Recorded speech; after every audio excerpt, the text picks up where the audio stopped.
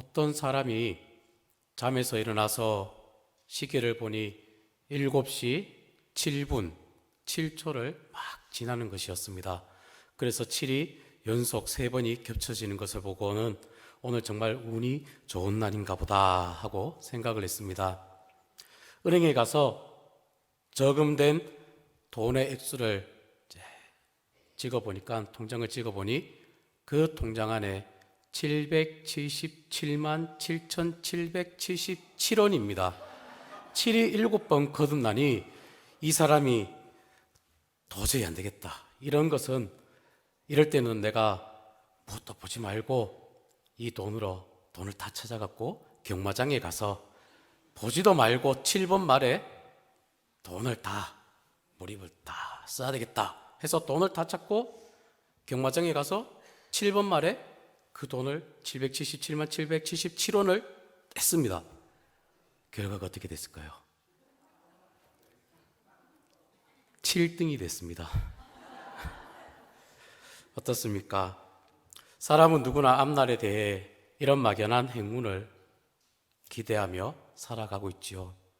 아침에 까치가 오는 소리를 들으면 어떻게 생각하시죠? 반가운 손님 만난다 라고 생각을 하죠. 돼지 꿈을 꾸면 어떻습니까? 재물이 나에게 들어올 거다라는 기대를 갖고 있지 않습니까? 그런데 과연 무엇이 우리에게 행운을 가져다 줄 것인가? 7이라는 숫자를 만나면 행운이 있다라고 여겨집니까? 네잎클로바를 찾으면 복이 있다라고 여겨집니까? 과연 무엇이 행운이고 누가 우리에게 복을 가져다 주는지 우리는 생각을 해야 한다는 것이죠. 우리는 하나님께서 베푸시는 은혜에 대해서 설레이는 마음으로 기대하며 하나님 앞에 복된 자로 삶을 살아가도록 힘써 노력하고 있죠.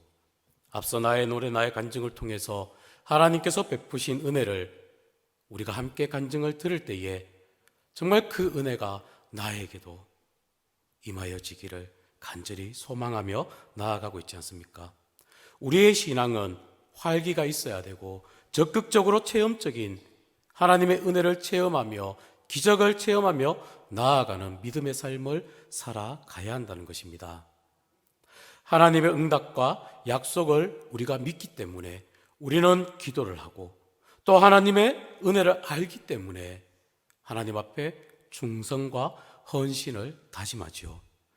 이로 인해서 늘 기쁨과 감사가 있게 되고요, 감격이 있게 되고 우리의 신앙생활이 더욱더 적극적이며 나아간다는 것입니다. 매일매일 생활 속에서 하나님의 능력과 사랑을 체험하기에 여기서 힘을 더욱 얻고 더욱 힘써 기도하고 봉사하며 전도에 힘쓰고 헌신적인 삶을 살아가야 한다는 것입니다. 하나님께서 아브라함을 부르실 때 어떻게 하셨습니까? 내가 너로 큰 민족을 이루고 내게 복을 주어 내 이름을 창대하게 하리니 너는 복의 근원이 될지라. 너를 축복하는 자에게는 내가 복을 내리고 너를 저주하는 자에게는 내가 저주하리니 땅의 모든 족속이 너로 말미암아 복을 얻을 것이라 라고 말씀하지 않으셨습니까? 이 약속대로 아브라함은 복되게 살았고 그뿐만 아니라 우리 믿음의 조상들 이삭, 야곱, 요셉, 다윗, 다니엘 등 많은 사람들이 하나님의 크나큰 축복을 받은 것을 우리는 성경에서 확인을 할 수 있다는 것이죠. 진정 하나님을 경외하며 그 말씀을 따라 살아갈 때에 또 하나님 앞에 헌신하며 충성하며 나아갈 때에 하나님께서 크신 은혜와 축복을 베풀어 주고 계심을 우리는 성경 많은 곳에서 볼 수 있다는 것입니다. 이처럼 우리가 하나님께 충성을 다하게 될 때에 하나님께서는 우리에게 은혜 베푸시는 하나님이심을 성경은 약속하고 있고 우리는 그 약속을 믿고 나아가고 있죠. 문제는 하나님께 충성을 다하는 사람들이 모든 경우에 만사가 형통하고 언제나 건강하기만 하고 늘 만사태평한 생활을 살아가고 있느냐 하는 문제란 것이죠. 어떤 경우는 주님 앞에 충성을 다하고 그토록 신실하게 살아가는 성도들에게 이런저런 어려움이, 시련이 닥치는 모습을 우리는 보게 됩니다. 오늘 본문 또한 이와 같은 내용이란 것이죠. 마태복음 14장 22절 이하의 사건은요, 오병이어의 기적 바로 다음 날 새벽에 있었던 사건입니다. 예수님께서 베세다 들판에서 그토록 놀라운 오병이어의 기적을 행한 뒤에 무리들은 먼저 바다 건너편으로 돌아가게 하시고 제자들은 배를 태워 게네사렛 땅으로 보내셨지요. 그럴 때 제자들이 밤에 노를 저으며 배를 타고 갈 때에 갈릴리 호수에 어떤 일이 일어납니까? 우리 시간으로 보면 새벽 3시부터 6시 사이를 가리키는 제4경에 갈릴리 호수에 풍랑을 만나게 된다는 것입니다. 그래서 애써 노를 저으며 풍랑을 헤쳐나가고 있는데 아직 어두운 수면 위 어떤 사람이 걸어오고 있었습니다. 그 모습을 보고는 제자들이 뭐라고 말하느냐? 유령이다 하며 깜짝 놀라 두려움 속에 비명을 지르지요. 그런데 저쪽에서 낯익은 음성이 들리게 됩니다. 안심해라. 나니 두려워하지 말라라는 예수님의 음성이 들려오게 되었던 것이죠. 제자들은 예수님의 음성을 듣고 한편 반갑고 안심이 되었을 것입니다. 그때 베드로가 주여 만일 주님이시거든 나를 명하사 물 위로 오라 하소서라고 예수님께 말씀을 드립니다. 그럴 때 예수님께서 뭐라고 말씀하시느냐? 오라라고 말씀을 하시죠. 그 응답을 듣고는 베드로는 정말 겁없이 배에서 내려 물 위를 저벅저벅 걸어가기 시작을 합니다. 그런데 저 앞에 계신 예수님을 바라보면서 물 위를 아랑곳 없이 육지처럼 그대로 걸어갈 수 있었는데, 그런데 문득 눈을 들어 옆을 보니 출렁대는 파도에 금방이라도 자기를 삼킬 것 같은 그러한 공포가 밀려올 때, 그러자 갑자기 어떡합니까? 두려운 생각이 들 때 내가 이 물속에 빠져들면 어떡하나 하는 그 순간 정말로 여태 맨땅처럼 두 발로 걸었던 베드로, 갑자기 몸이 물속으로 빠져드는 것이었습니다. 그러자 베드로는 두려움 속에 주여 나를 구원하소서 하고 비명을 지르게 되었던 사건. 오늘 말씀을 통해 우리는 몇 가지 생각을 해볼 게 있습니다. 먼저 무엇이냐? 어떤 위기 속에서도 구원하시는 은혜를 우리는 먼저 생각을 해야 한다는 것입니다. 저를 따라할까요? 어떤 위기 속에서도 구원하는 은혜를 알아야 합니다. 베드로가 물속에 빠져들어갈 때에 주여 나를 구원하소서라고 부르짖자 주님은 즉시 손을 내밀어 그의 손을 잡으시며 믿음이 작은 자야 왜 의심하느냐 하시고는 그를 물속에서 건져 주셨던 것이죠. 그리고 풍랑과 싸우는 제자들이 탄 배에 오르시며 바람이 그치고 그 거센 파도도 잔잔해졌다는 것입니다. 금방이라도 물에 빠져들 듯 제자들이 주님께서 찾아오셔서 저들을 구해 주셨다라는 것이죠.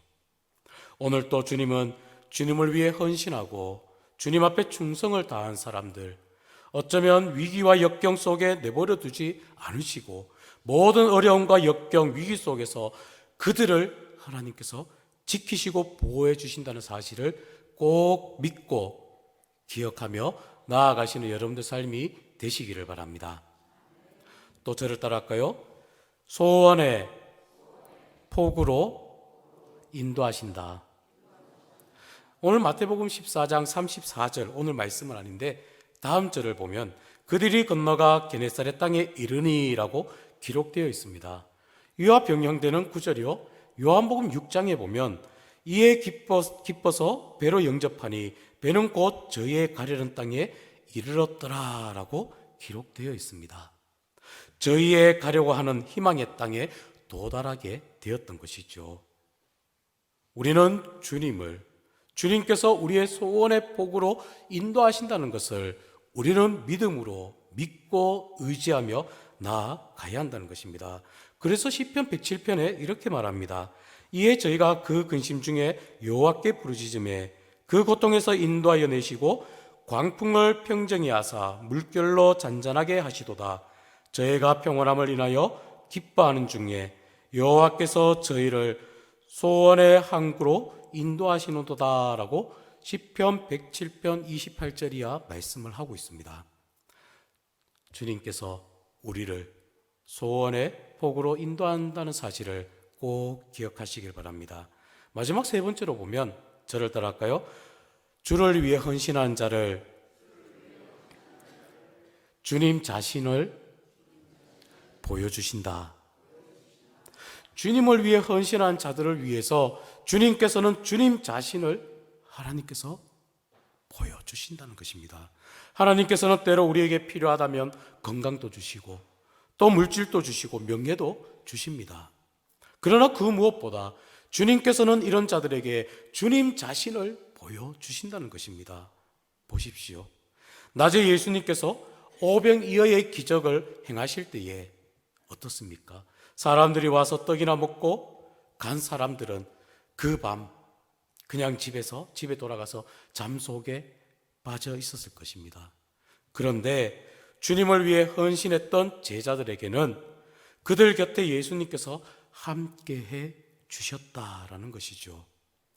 비록 풍랑과 싸우고 있었지만은 그들에게 역경이 위기가 있었지만은 예수님을 모심으로 풍랑이 잔잔해지는 놀라운 기적을 체험을 하게 되었다라는 것이죠. 그리고 수제자 베드로는 물속에 빠져들어갈 때에 주여 나를 구원하소서라고 외치자 주님께서는 즉시 손을 내밀어 그의 손을 잡아 주셨다라는 것입니다.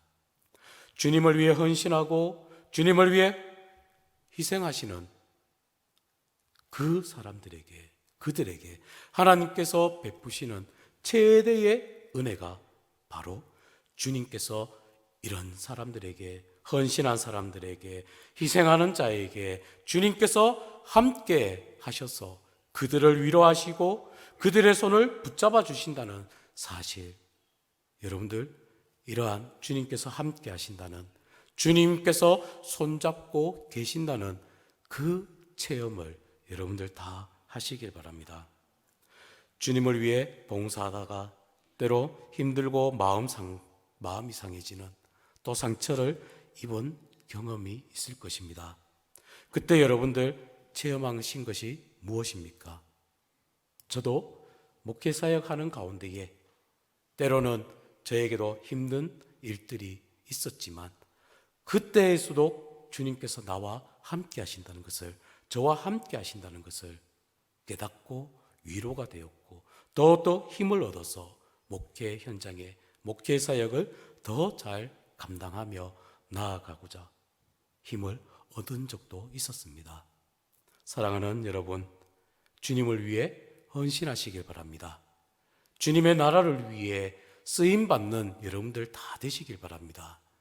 그럴 때에 하나님께서 베푸시는 그 은혜를 여러분들이 누리시고 여러분들만 누리시는 것이 아니라 간증을 통해서 함께 그 은혜를 누리며 나아가시는 여러분들 되시길 바랍니다.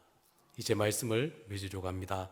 이 땅을 살아가고 있는 우리에게도 우리 주님 되신 예수 그리스도께서 우리와 함께 하시기만 한다면 우리에게는 아무것도 문제될 것이 없습니다. 우리의 건강도 우리의 물질도 세상에 필요한 모든 것 다 주님께서 책임져 주시고 때를 따라 채워주신다는 것을 우리는 믿고 나아갑니다. 주님을 위해 헌신하십시오. 모든 헌신하는 자에게 주님께서 함께 하십니다. 그리고 우리가 아는 찬양, 이 찬양이 있지 않습니까? 주님여 이 손을 꼭 잡고 가소서. 약하고 피곤한 이 손을 폭풍 후 흑암 속 해치사 빛으로 손잡고 날 인도하소서. 같이 한번 찬양해 볼까요? 주님요, 주님요, 이 손을 꼭 잡고 가소서. 약하고 피곤한 이 손을,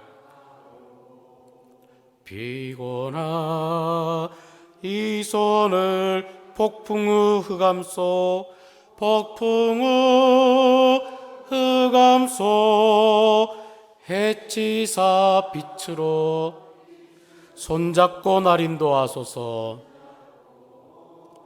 날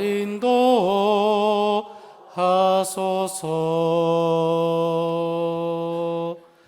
주님께서 여러분들과 함께 하십니다. 두려워하지 마십시오. 다음 주 되면은 우리 나의 노래 나의 간증이 끝이 날 것 같아요. 그래서 제가 지난번 말씀 때에 저희 가족도 찬양을 했으면 좋겠다 했는데, 저희 집사람이 해금을 이렇게 연주를 손을 좀 많이 놨지만 이게 못하겠대요. 그래서 안 되겠다. 그래, 오늘은 제가 설교 말씀 때 제가 받은 간증을 하면서 제가 찬양을 해야 되겠다 해서 오늘 주님 여의 손을 꼭 잡고 가소서. 약하고 피곤한 이 몸을 폭풍의 흑암 속 빛으로 해치사 빛으로 손잡고 날 인도하소서. 이 찬양을 드렸습니다. 다음에 꼭 저희 가정이 하나님께 찬양 드릴 수 있는 시간을 한번 갖도록 하겠습니다. 늘 주님과 함께 하시는 귀한 은혜가 여러분들 삶에 가득하시길 다시 한번 주님의 이름으로 기도합니다. 기도하시겠습니다. 하나님 감사합니다.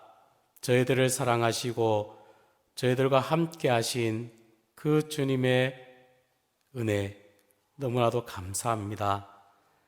때로는 힘들고 어려운 순간이 있다 할지라도 주님께서 다가와 위로해 주시고 주님께서 손잡아 일으켜 주시고 주님께서 함께하여 주시는 그 은혜를 우리들이 누리기를 원합니다.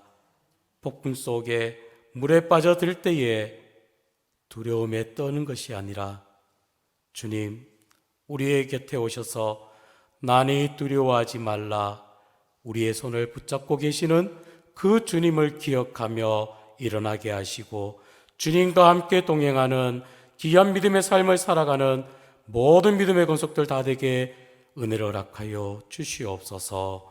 예수님의 이름으로 기도드리옵나이다. 아멘.